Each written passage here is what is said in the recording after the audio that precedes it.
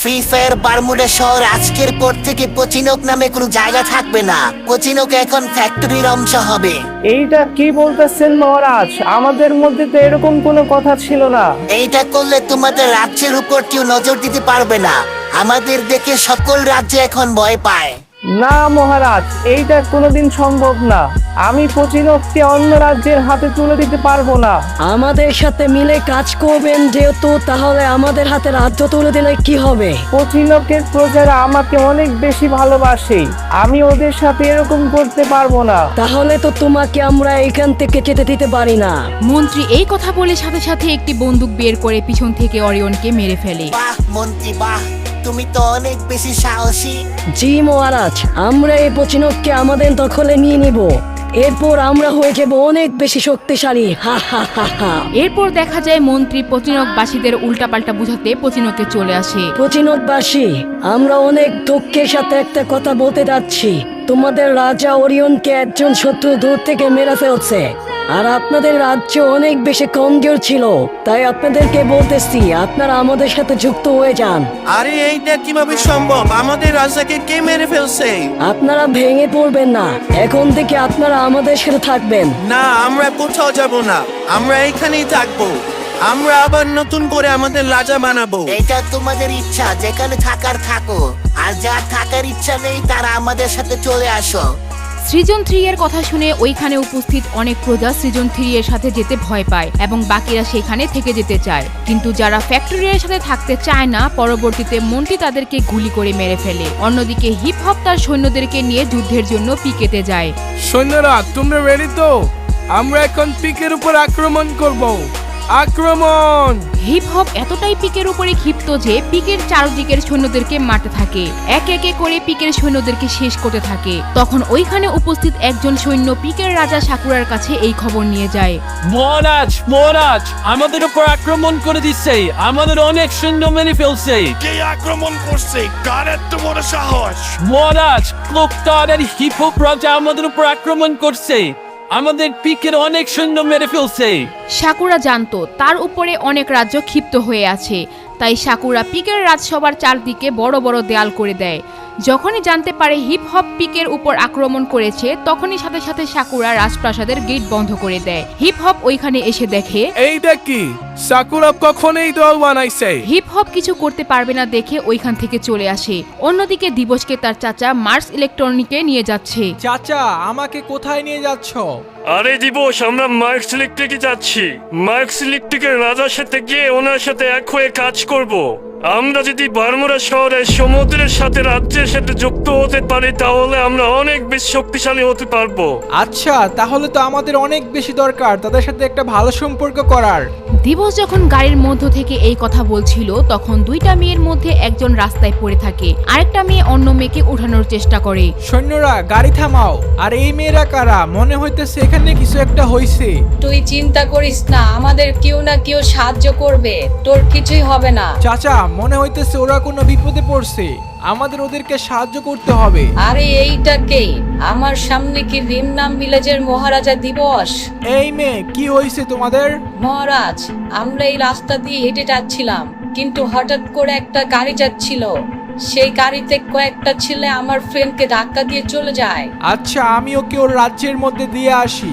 যখনই দিবস অন্য মেয়েকে হেল্প করতে যাচ্ছিল, তখনই পাশের মেয়েটা দিবসকে ছুরি দিয়ে মারতে চেয়েছিল, কিন্তু দিবসের চাচা দেখে ফেলে আর মেয়েকে লাঠি দিয়ে সরিয়ে ফেলে। তারপর মেয়ে দুইটা ওইখান থেকে দৌড়ে চলে যায়। চাচা, আপনি যদি না দেখতেন তাহলে আজকে আমার শেষ দিন ছিল। আমাকে এই মেয়ে একটু হলে মেরেই ফেলতো, কিন্তু এই দুইটা মেয়ে কে হতে পারে? দিবস, আমার মনে হইতাছে এটা অবজারভেটরি রানের কাজ, কারণ তুমি ওনার প্রস্তাবে রাজি হও নাই। আচ্ছা, তাহলে তো ক্রিমিনালরা সত্যিই বলছে। অবজারভেটরি রানী থেকে আমাদের সাবধান থাকতে হবে। দিবস, এখন থেকে তোমাকে অনেক বেশি সতর্ক থাকতে হবে, যে কোনো সময় তোমার উপর বিপদ আসতে পারে। এরপর দিবস তার চাচাকে নিয়ে মার্ক ইলেকট্রনিক্সের রাজার রাজসভায় যায়, কিন্তু তাদের যাওয়ার আগেই সেইখানে ফ্যাক্টরির মন্ত্রী চলে যায়। স্বাগতম।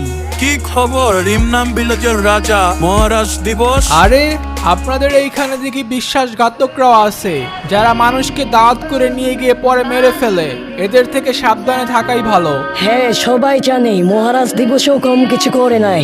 সে তার আপন চাচাকেও মেরে ফেলছে। আমি ফ্যাক্টরি ও রিমনাম ভিলেজ দুইটাকে সম্মান করি, কিন্তু আপনারা মার্কসলিক থেকে আসছেন, আপনারা দুজনই আমাদের মেহমান।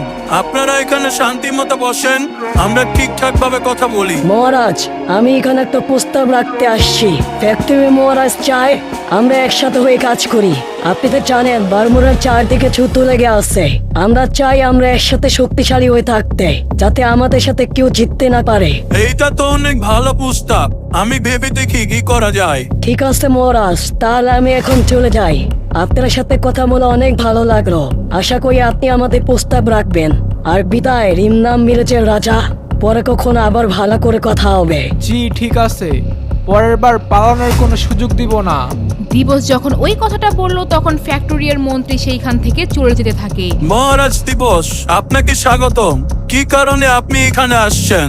আমরা তো এখানে আপনার সাথে হাত মিলাইতে আসছিলাম, কিন্তু এখানে এসে দেখি তো অন্য কিছু। আপনি তো আমাদের আগে অন্য একজনের সাথে হাত মিলিয়ে রাখছেন। আপনি যদি আমার সাথে হাত মিলিয়ে কাজ করতে চান তাহলে আমি রাজি আছি।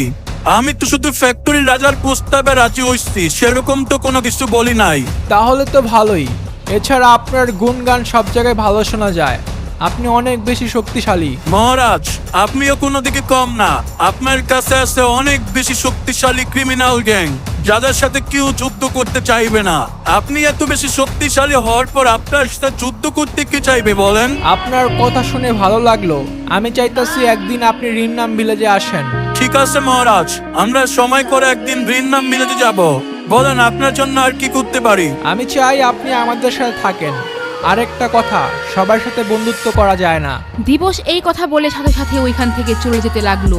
অন্যদিকে হিপ হপ রাত দিন পিকের রাজসভার সামনে বসে থাকে।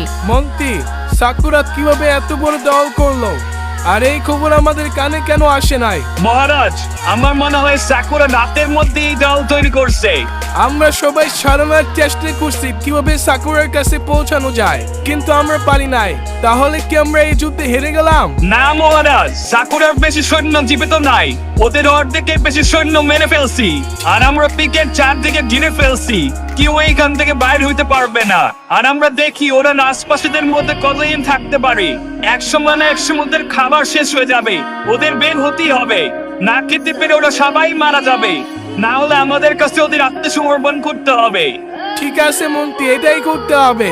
তুমি একটা কাজ করো, আরে সৈন্য নিয়ে আসো, যাতে করে আমরা আরো পাহারা দিতে পারি। অন্যদিকে বন্ধু সাকুরা অনেক বেশি রেগে আছে, সাথে অনেক বেশি টেনশনও করছে। এই মন্ত্রী, এখন কি করবা? হিপহপ তো আমাদেরকে বাঁচতে দেবে না। হিপহপ আমাদের অনেক সৈন্য মেরে ফেলছে, আর হিপহপের সৈন্যরা আমাদের চারদিকে পাহারা দিতেছে। কি করব মন্ত্রী, এখন বলো। মহারাজ, আমাদের বাঁচার একটাই উপায় আছে। আমরা হিপোপের সাথে আমাদের খাজানা ভাগাভাগি করব। তাহলে হিপহপ আমাদের কি নাম মেরে চলে যাবে। তাহলে তো আমাদের রাজ্য চালানো কষ্ট হয়ে যাবে, তখন আমরা কি করব? মহারাজ, হিপহপ চলে গেলে আমাদের অনেক বেশি সময় পাবো। আমরা অন্য রাজ্যের থেকে সাহায্য নিতে পারবো। আমরা আবার সেই ধন সম্পদ বানাতে পারবো। তারপর আমরা আবারও শক্তিশালী হয়ে সেই ধন সম্পদ হিপহপের কাছ থেকে ফিরিয়ে নিয়ে আসবো। সো গাইস, এই ছিল আমাদের আজকের ভিডিও। পরবর্তী পার্টে কি হবে সেটা দেখতে চাইলে অবশ্যই দিবস গেমিং চ্যানেল সাবস্ক্রাইব করে রাখবা। আর গাইস, এই ভিডিও কিন্তু বাংলাদেশে কেউ বানাচ্ছে না, তোমাদের জন্য এত কষ্ট করে বানাচ্ছি। তোমরা কিন্তু অবশ্যই ফলো, শেয়ার, কমেন্ট করবা এন্ড ওরা ধরে সাবস্ক্রাইব করবা।